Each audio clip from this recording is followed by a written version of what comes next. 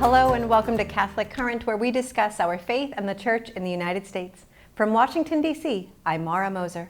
This week we are speaking with Dr. Ansel Augustine, who is the Assistant Director of the Secretariat for Cultural Diversity in the Church. Welcome, Dr. Augustine. Yeah, thank you for having me. It's good to be here.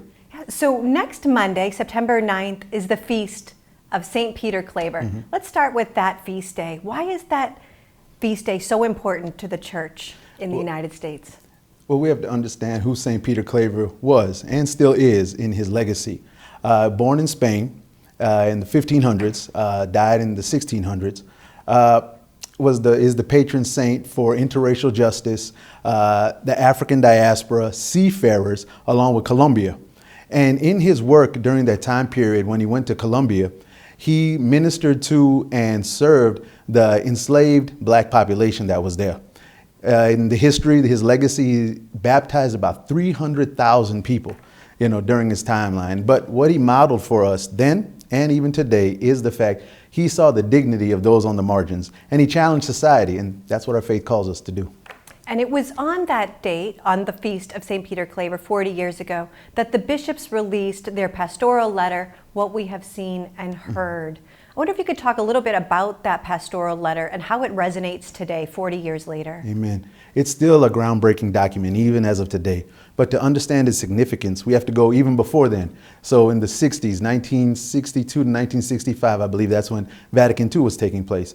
But we have to align with what was going on in society during that time. It was the civil rights movement going on here in America. So in that time period, dioceses and bishops around the country were focused on the needs of African Americans in their dioceses, in their communities. And so there was a lot of attention on the needs of our people during that time period. So fast forward a couple of years later, 1984, the 10 African American bishops of that time wrote this document as a way to educate the church on what the needs of the Black Catholic community were and still are. But also it helped people understand that Black Catholics were fully functioning, that we can help serve the church and evangelize ourselves, but also evangelize others as well. So it was an empowering document that still speaks volumes today.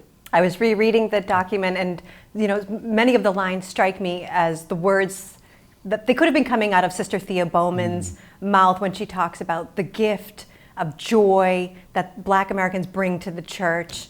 Was there any parts that really spoke to you? Amen. And it's funny when you mentioned that was 1984 when the document was written. 5 years later, she was speaking to the bishops, the Assembly of Bishops, with that document. I come to my church fully functioning. I bring myself, my Black self, all that I am, all that I have, all that I hope to become. I bring my whole history, my traditions, my experience, my culture, my African American song and dance and gesture and movement and teaching and preaching and healing and responsibility as gift to the church. I think for me, and this is someone, in my time in New Orleans, I've always been working and focused on youth and young adults. In the document, it talks about energizing our future generations, meaning it's not about our needs right now, what we need. Yes, we need to fight the good fight to create a just society and do what we need to do, but it's not about us. Just like our ancestors fought to make a better way for us, we're called to do the same for future generations. So that's what inspires me and empowers me in the work that I do. Yeah, and if folks haven't read it yet, or if they have, it's a good time to go back and reflect on that document. Mm-hmm. Now, you are the new Assistant Director for Cultural Diversity in the Church, focusing on African American affairs for the Catholic Church in the United States. How did you come to this role? Only by God. Right. There wasn't nothing planned. Growing up in New Orleans, I wanted to be a DJ. In fact, I worked in radio, worked in music, did DJing, all this stuff that, I felt my calling. But then I was asked to chaperone a lock-in at my home church, St. Peter Claver in New Orleans. And I fell in love with the young people. I was trying to figure out how to get a ride from uptown at Loyola University back downtown so I could be with the young people on Wednesdays. And then Father Mike, who was our pastor, asked me to take over the youth ministry, when I graduated. And that's how it all started, this journey. Unfortunately, we just celebrated this anniversary, the Hurricane Katrina anniversary, 19 years ago. I helped rebuild our church, rebuild our community, do the work that I did to get our families back in there. And so then I was asked to take over the Office of Black Catholic Ministries in the Archdiocese of New Orleans. And I did that work for several years, moved around the country doing other types of stuff within, whether it was a Black Catholic community, multicultural community, whatever it is. And so then my predecessors, who I have to give honor and homage to, Miss Beverly Carroll, who was a mentor to me, God rest her soul, and Miss Donna Grimes, who was my predecessor, you know, she just retired. And so then I was reached out to and asked to apply for the job. And I said, all right, Lord, if you want me to leave home again, you have to make this work. And here I am. And here you are. Right. Well, we're glad to have you. Thank you. You serve the subcommittee on African American Affairs. What are some of the priorities of the bishops that make up that subcommittee? Now, in my few months here, of course, I'm still learning what the needs are and just, you know, learning, you know, took me a while to find out where this studio was, you know, just navigating this space and place, whether it's the DMV area or just even this building. But looking at the priorities that, you know, our chair, Bishop Perry from Chicago, and I discuss, there's a lot in there in regards to advocacy for Black Catholics, you know, making sure our voices are heard and our stories are told in an authentic way. And educating my colleagues, whether here or on other national organizations and spaces and places, helping them understand the socio-cultural realities of Black Catholics in our country. For us, our priorities right now, we're trying to reprint the African American Catholic Youth Bible, which was a large and huge evangelization tool from the National Black Catholic Congress and St. Mary's Press.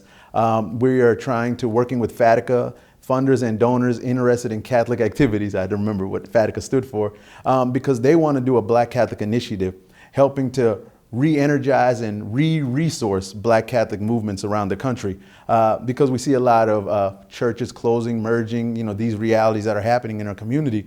A lot of our Black Catholic safe spaces are going away. So how do we recreate that or see how that's effective in a new way?